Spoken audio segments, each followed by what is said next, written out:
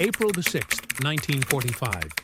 East China Sea, 60 miles northwest of Okinawa. 3:47 p.m.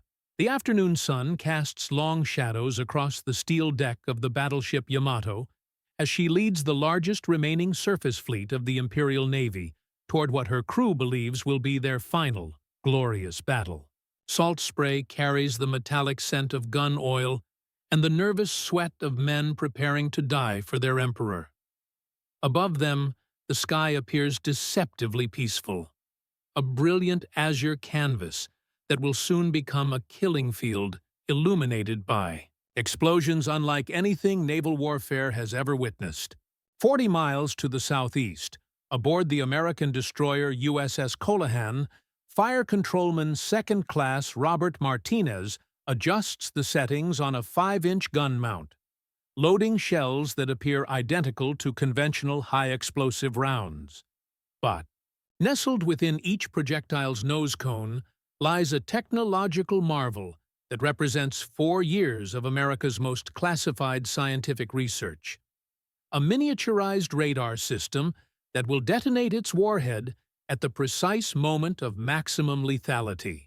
The Japanese sailors steaming toward their deaths have no conception that they are about to face weapons that think, calculate, and kill with electronic precision. As the first American aircraft appear on the horizon, Japanese anti-aircraft crews prepare for battle using techniques perfected through 3 years of Pacific warfare. Their 25mm and 127mm guns had achieved notable success against American dive bombers and torpedo planes, particularly when concentrated in coordinated barrage fire. But the American response reveals a revolution in naval warfare. Every 5-inch shell fired by the covering destroyers carries its own electronic brain, detonating automatically at the optimal distance from enemy aircraft. The traditional problems of anti-aircraft gunnery, leading moving targets, estimating range, and timing shell bursts, disappear when each projectile becomes a self-guided weapon system. The sky erupts in perfectly timed bursts of orange flame, and black smoke, creating aerial patterns that resemble deadly fireworks choreographed by electronic intelligence. Japanese pilots, expecting to face the familiar hazards of conventional flak, instead encounter aerial minefields of precisely timed explosions that create killing zones around every aircraft. Within minutes, the air becomes a lattice of invisible tripwires where near misses become lethal, and human calculation proves irrelevant against weapons that automate the art of killing. This moment of technological shock had its origins 5 years earlier in the sterile corridors of American research institutions, where the impossible had been quietly transformed into the inevitable. Months earlier, in laboratories scattered across the American Northeast, teams of physicists and engineers had worked to solve what seemed like an unsolvable problem: how to make a near miss as deadly as a direct hit. The National Defense Research Committee, established in 1940, had assigned this challenge to the Johns Hopkins Applied Physics Laboratory under Dr. Merle Tuve: create a miniature radio set that could survive the tremendous shock of gun firing, wake up in flight, and distinguish between genuine targets and false returns from waves, clouds, or debris. The solution required advances in vacuum tube miniaturization, battery chemistry, antenna design, and electronic circuit integration, technologies that demanded the combined expertise of physicists, engineers, chemists, and manufacturing specialists working in unprecedented collaboration. In cluttered workshops that smelled of solder and electronic components, researchers tested circuits that had to function perfectly despite acceleration forces that would crush a human body. Failure after failure littered laboratory benches as delicate tubes shattered under simulated gun shock. Batteries failed to activate, and antennas broke under aerodynamic stress. The breakthrough came during a gray November afternoon in 1941 at the Chesapeake Bay testing range. A prototype shell, fired from a 5-inch gun mount, transmitted continuous radio signals during its flight toward a towed target sleeve. At precisely the optimal moment for maximum fragment dispersion, the shell's electronic brain triggered detonation, creating an airburst that shredded the target with devastating efficiency. The quiet cheers of laboratory technicians marked the birth of a weapon that would transform naval warfare from human art to electronic science. Security measures surrounding the Proximity-Fuze, codenamed VT for variable time, exceeded those of any other wartime project. American officials understood that capturing even a single unexploded shell could provide enemy engineers with the technological blueprints for their own proximity weapons. The fuse's existence remained so classified that its first combat use would come as a complete surprise to both enemy forces and most American personnel who witnessed its effects. By late 1942, a small stock of VT rounds rode into combat aboard American cruisers and destroyers defending the waters around Guadalcanal. During night engagements in the confined waters of the slot, American gunners witnessed explosions that seemed to violate the laws of physics. Airbursts that occurred at precisely the right moment to catch Japanese aircraft in clouds of steel fragments, creating destruction patterns that conventional time-fused shells could never achieve. Japanese pilots, trained to exploit the limitations of traditional anti-aircraft fire, found their tactical knowledge useless against weapons that detonated automatically regardless of pilot maneuvering or evasive tactics. After-action reports from both sides recorded confusion and fear as American ships achieved unprecedented accuracy while Japanese attacking formations suffered casualties that defied explanation. American commanders, understanding the secret they possessed, restricted VT employment to overwater targets where unexploded rounds could not be recovered by enemy forces. The success at Guadalcanal marked the beginning of a fundamental transformation in naval gunnery doctrine. For generations, anti-aircraft fire had required human calculation of range, deflection, and timing, skills that demanded years of training and split-second decision-making under combat stress. Gun crews worked with mechanical fire control computers, range tables, and stopwatches, setting time fuses based on estimated target distance and hoping their calculations would prove accurate when shells reached their predetermined detonation points. The Proximity-Fuze eliminated human uncertainty from the equation. Radar directors tracked incoming aircraft, mechanical computers calculated intercept courses, but the lethal instant, the precise moment when maximum fragment density would intersect with enemy aircraft, now belonged to electronic circuits operating at the speed of radio waves. The human role became tracking and volume fire. The munition handled the split-second decision that determined life or death. Japanese anti-aircraft teams and interceptor pilots adapted with increasingly desperate tactics: steeper diving attacks, head-on runs that minimized exposure time, and coordinated approaches designed to overwhelm defensive systems. Yet they continued meeting precisely timed airbursts that seemed to anticipate their every maneuver. Precision hadn't vanished from naval combat. It had simply moved from human minds to electronic circuits that never tired, never miscalculated, and never hesitated. The true test of this technological revolution came during the spring of 1945, as American forces approached the Japanese home islands and faced the most concentrated air defense effort in Pacific War history. The battle for Okinawa would create the fiercest anti-aircraft environment of the war, where radar-picket destroyers positioned far from the main fleet served as early warning stations and primary targets for Japanese kamikaze attacks.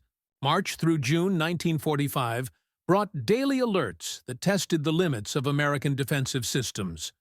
On a typical morning, radar operators aboard the destroyer USS Bush would detect aircraft contacts at maximum range, their green phosphorescent blips appearing as geometric patterns on circular screens. Multiple bogies, bearing 090, range 60 miles, closing fast. The calm cadence of the Combat Information Center contrasted sharply with the mechanical violence about to unfold. 5-inch gun mounts swiveled toward their targets with hydraulic precision as VT-fused rounds fed into loading mechanisms. The shells themselves, each containing 24 precision-manufactured vacuum tubes, miniaturized radar transmitters, and electronic circuits that would operate flawlessly despite tremendous launch forces, represented the pinnacle of American wartime technology. When the guns fired, their muzzle flashes illuminated a dome of precisely timed explosions that stitched through the air with mathematical precision. From Japanese cockpits, the experience defied comprehension. Lieutenant Yasuo Kuwahara, piloting a Nakajima Ki-84 fighter toward American ships off Okinawa, later described airspace that seemed to possess malevolent intelligence. The American shells exploded not where we had been or where we were going, but exactly where we were at each moment. Every burst appeared perfectly timed to catch our aircraft in clouds of metal fragments. We could not evade what we could not predict, and we could not predict weapons that seemed to read our minds.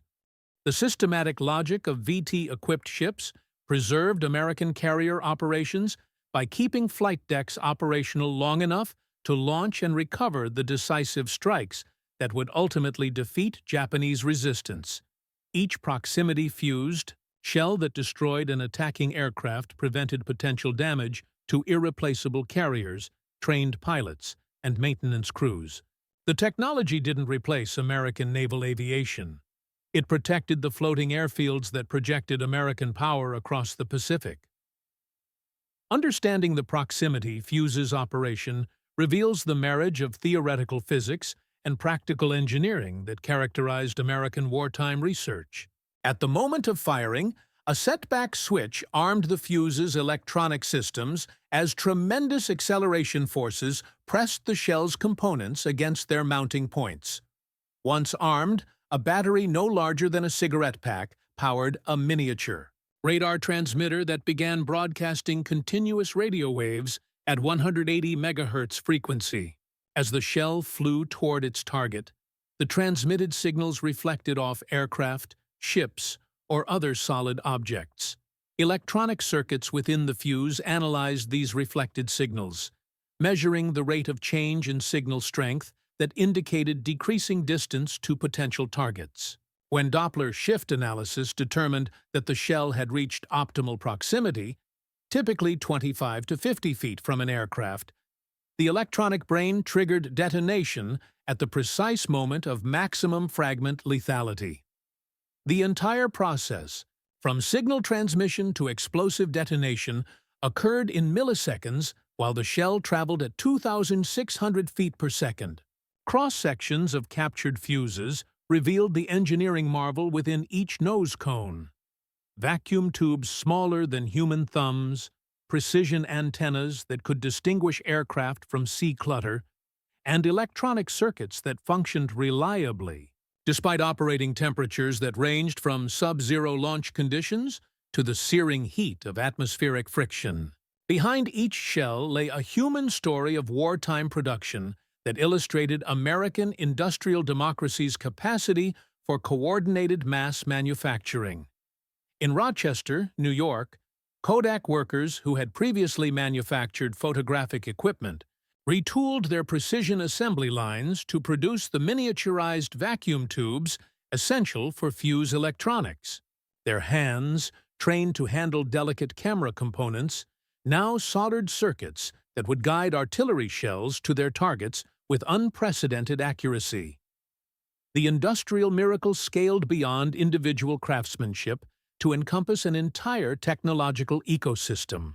Sylvania Electric Products developed specialized manufacturing techniques for creating electronic components that could survive artillery firing. Bell Telephone Laboratories contributed advances in miniaturized circuitry and radio frequency engineering. Hundreds of subcontractors supplied precision parts, raw materials, and testing equipment that enabled mass production of what had begun as laboratory curiosities. Quality control procedures reflected American industry's systematic approach to manufacturing reliability. Sample fuses were subjected to tests that exceeded combat conditions, fired from guns, exposed to temperature extremes, and electronically analyzed to ensure consistent performance. Production standards demanded that every component meet specifications, precise enough to guarantee reliable detonation at predetermined distances, even when operating in the chaotic environment of naval combat. By 1945, American factories were producing proximity fuses at rates that would have seemed impossible when the program began. Cost per unit fell from hundreds of dollars to less than $30 as manufacturing techniques improved and production volumes increased. Pallets of fuses rode convoys across the Pacific, transforming what had once been experimental weapons into routine ammunition that ship commanders could employ without concern for supply limitations.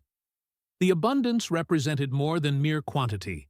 It embodied qualitative superiority that Japanese industry could not match even with complete technical specifications. Producing proximity fuses required not just scientific knowledge, but an entire industrial infrastructure. Precision manufacturers, trained workers, reliable supply chains, and quality control systems that Japanese wartime economy could no longer sustain. While American shipyards installed sophisticated fire control systems on hundreds of escort vessels simultaneously, Japanese factories struggled to produce basic replacement parts for existing equipment. Japanese intelligence services, analyzing American naval capabilities through 1944 and 1945, recognized the technological revolution they faced without being able to duplicate it.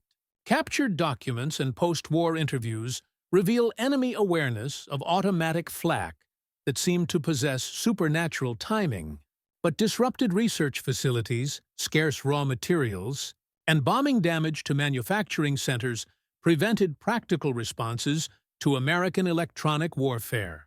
Technical analysis of recovered shell fragments provided Japanese engineers with tantalizing clues about proximity fuse construction, but knowledge alone proved insufficient.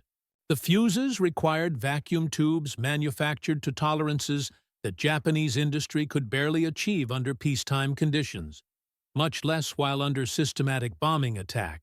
Copper for electronic circuits had been diverted to other critical needs. Precision manufacturing equipment had been destroyed or damaged, and the skilled technicians necessary for electronic assembly had been conscripted for military service. Japanese airmen adapted their tactics with characteristic courage and ingenuity, developing approaches designed to minimize exposure to proximity-fused defensive fire. Steeper diving attacks reduced the time available for American gunners to track and engage targets. Coordinated group approaches attempted to overwhelm defensive systems through concentrated assault. Low-level attacks sought to exploit radar limitations and force American ships to engage targets at minimum range. Yet, attrition continued climbing as Japanese pilots discovered that physics imposed hard limits on tactical adaptation. The Proximity-Fuze's electronic brain operated faster than human reflexes, calculated intercept solutions more accurately than mechanical computers, and maintained precision despite pilot maneuvering that would confuse conventional gunnery. Each tactical innovation met electronic responses that seemed to anticipate and counter Japanese adaptations before they could achieve widespread implementation. The mathematical precision of American defensive systems created psychological effects that extended far beyond immediate tactical casualties. Japanese military leaders, accustomed to warfare that emphasized individual skill, warrior spirit, and tactical flexibility, faced an enemy whose weapons automated the complexities of combat and reduced martial prowess to electronic calculation. The proximity fuse represented more than superior technology. It embodied a philosophical approach to warfare that made human courage and skill increasingly irrelevant. Post-war interviews with surviving Japanese naval aviators reveal profound respect for American electronic warfare capabilities combined with frustration at facing enemies that seem to possess supernatural awareness. Captain Mitsuo Fuchida, who had led the Pearl Harbor attack and survived the war to analyze American technological development, acknowledged that Japanese defeat resulted not from inferior dedication, but from confronting industrial and scientific systems that produced weapons of unprecedented sophistication in unlimited quantities. The broader implications of proximity-fuze technology extended far beyond the Pacific War to influence fundamental concepts of military effectiveness and strategic competition. The same research institutions that developed VT shells also created radar systems, electronic countermeasures, and communication technologies that would shape post-war military development. The collaborative relationship between civilian scientists and military requirements established patterns of defense research that would prove crucial during the Cold War's technological competition. As the war ended with Japan's surrender in August 1945, proximity fuses had fired in anger for less than 3 years. Yet, their impact on naval warfare proved decisive and permanent. Statistical analysis revealed that VT-equipped ships achieved anti-aircraft effectiveness rates 3 to 5 times higher than conventional time-fused ammunition. More significantly, the technology preserved American naval aviation by protecting the carriers and trained pilots that provided decisive offensive capability against Japanese positions. The moral arithmetic of proximity-fuze employment presents complex calculations that extend beyond simple tallies of ships saved and aircraft destroyed. VT shells undoubtedly preserved American lives by making defensive fire more effective and reducing the duration of costly battles. Yet they also made killing more certain and impersonal, advancing warfare's evolution from individual combat toward engineered systems that automated decisions about life and death. The technology's post-war legacy flowed directly into guided missile development, layered air defense systems, and precision munitions that would characterize modern warfare. The electronic principles that guided artillery shells to their targets became the foundation for weapon systems that could engage multiple targets simultaneously with unprecedented accuracy. The slide from warfare as art toward warfare as engineering, begun with the proximity fuse, would accelerate through subsequent decades of military technological development. Today, the waters of the East China Sea flow quietly over rusting fragments of ships and aircraft that participated in the final phases of naval warfare's transformation from human skill to electronic precision. Somewhere on the ocean floor, small glass vacuum tubes that once decided the instant between survival and destruction rest among the debris of a conflict that demonstrated democracy's capacity to mobilize scientific resources for systematic weapons development. The proximity fuse's ultimate lesson transcends its tactical effectiveness or technological sophistication. It revealed that free societies, given the tools of knowledge and space to innovate, could transform theoretical understanding into practical weapons that preserved civilization while advancing humanity's capacity for both creation and destruction. Technology measures distance with perfect precision, but it cannot measure the moral consequences of the certainty it provides.